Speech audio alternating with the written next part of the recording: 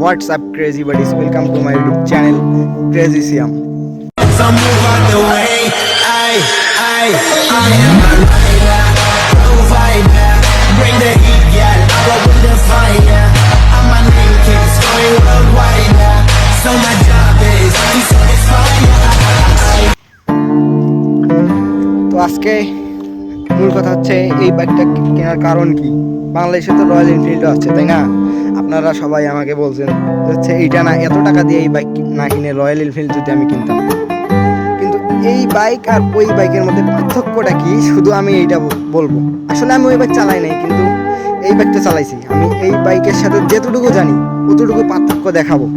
প্রথম পার্থক্যই হচ্ছে এর লুকসটা দেখেন।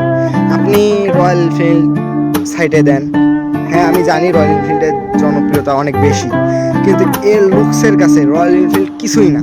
আর আপনি দেখবেন, হ্যাঁ 155 সিসি, তার আবার এত দাম, 6 লাখ টাকা এই বাইকের দাম, কেমনে কি না? আর আপনার তো রয়্যাল এনফিল্ড তো মাত্র 3,50,000 টাকা এরকমই, তার থেকে একটু বেশি হবে।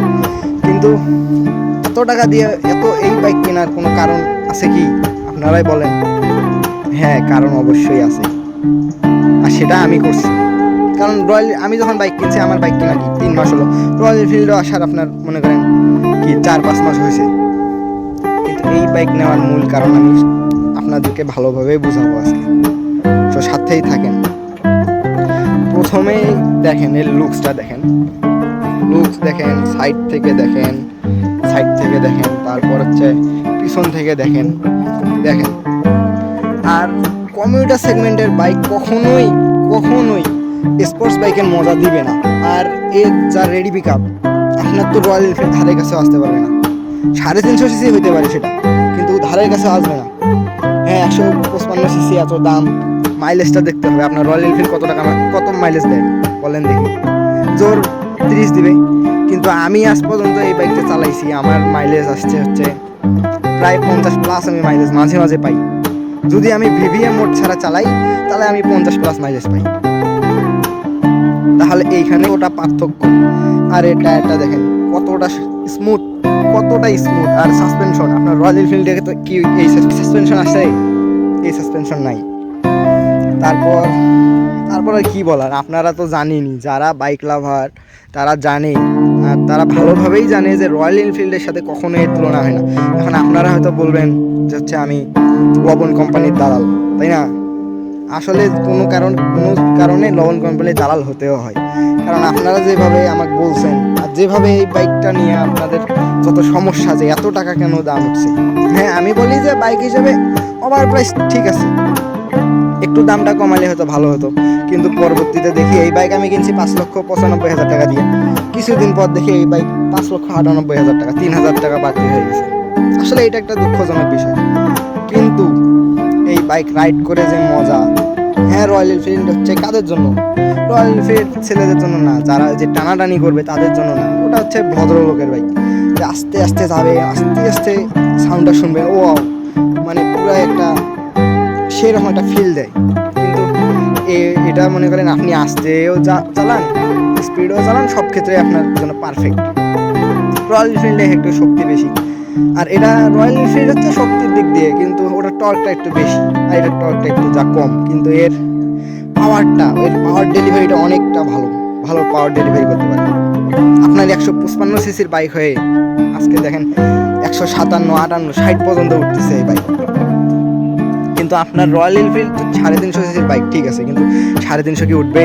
হ্যাঁ জোর কত উঠবে? আমার দেখা কত 100 কত উঠবে? 125, 26 বা 30, 40-এ ধরলাম। কিন্তু 350 সিসি হিসেবে আপনার 140 ওটা কি মানায়?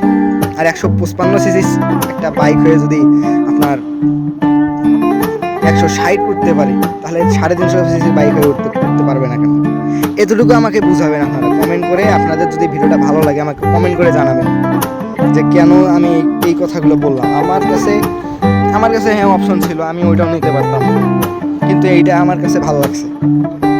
ঠিক আছে, আপনারা আমাকে ভুল বুঝবেন না যে আমি কেন এই বাইক নিয়ে এই ভিডিও করতেছি। আসলে আমার বাইক নিয়ে ভিডিও করার কারণ হচ্ছে আপনার আপনারা যেহেতু ওই বাইকের সাথে এই বাইকের তুলনা করছেন, এই ক্ষেত্রে হ্যাঁ ইয়ামাহার সাথে আপনার ওই বাইকের তুলনা করেন, হ্যাঁ ওভার প্রাইস হইতে পারে ঠিক আছে, কিন্তু বাইকটা অনেকটা স্মুথ, অনেকটা মজার, যা যা আপনাদের বলে বোঝাইতে পারবো না। আর এর মিটারটা দেখেন, কত সুন্দর একটা মিটার, দেখেন আপনারা দেখেন কতটা। আর আপনার আমি বলতেছি আচ্ছা, আপনি যদি এই বাইকের কথা বলি, আপনি যদি এই বাইক আপনি ধরেন যে যদি এই যে এতটুকু আরপিএম এর ভিতরে চালান, এতটুকু আরপিএম এর ভিতরে চালালে আপনার হ্যাঁ 50+ মাইলেজ পাবেন। কিন্তু আপনি যদি চান যে টানাটানি করবেন সবসময়, এই যে ভিভিএ মোডে চালাবেন, তাহলে কিন্তু হয় না। ভিভিএ মোডে চালাবেন তাহলে তো আপনি আর কখনোই ফুল মাইলেজ পাবেন না। হ্যাঁ তখন পাবেন 40-38 এরকম মাইলেজ পাবেন। সবসময় টানাটানির জন্য কি হয়, মানুষ কি সবসময় টানাটানি করে? একটা গাড়ির থেকে একটা জীবনের মূল্য বেশি। হ্যাঁ আপনি এই গাড়ি টানলেই দৌড়াবে, সেজন্য কি আপনি টানবেন? এটা হয় না। আর রয়্যাল এনফিল্ডারের বিষয়টা একটু হলো আপনাদের বুঝাইতে পারছি, যেহেতু আমি অতটাও বড় বাইকার না, সবসময় বাইক রাইড করি না, যখন একটু সময় পাই তখন একটু চালাই। তবে যেটুকু চালাইছি, হ্যাঁ রয়্যাল এনফিল্ড চালা হয়নি, GSXR চালাইছি, R15 চালাইছি, আরও অনেক স্পোর্টস বাইক চালাইছি। সামনে ইনশাল্লাহ CF মোটর 300ও চালাবো। কিন্তু আমার কাছে চালার মধ্যে এই যে কটা বাইক চালাইছি আমি, GPX যেমন বলেন, তার মধ্যে সব থেকে ভালো লাগছে এই বাইকটা রাইড করে আমার, যা অনেকটাই মজা দেয়। আপনি টানবেন, স্লো যাবেন, ব্রেকিং ওয়াও, মানে পুরাই করার থেকেও যদি বেশি কিছু থাকে তো। আর কি বলবো, এই বাইক নিয়ে বলার মতো কিছুই নেই। সবাই ভালো থাকবেন, আর ভিডিওটা ভালো লাগলে অবশ্যই লাইক, কমেন্ট, শেয়ার করবেন। টাটা।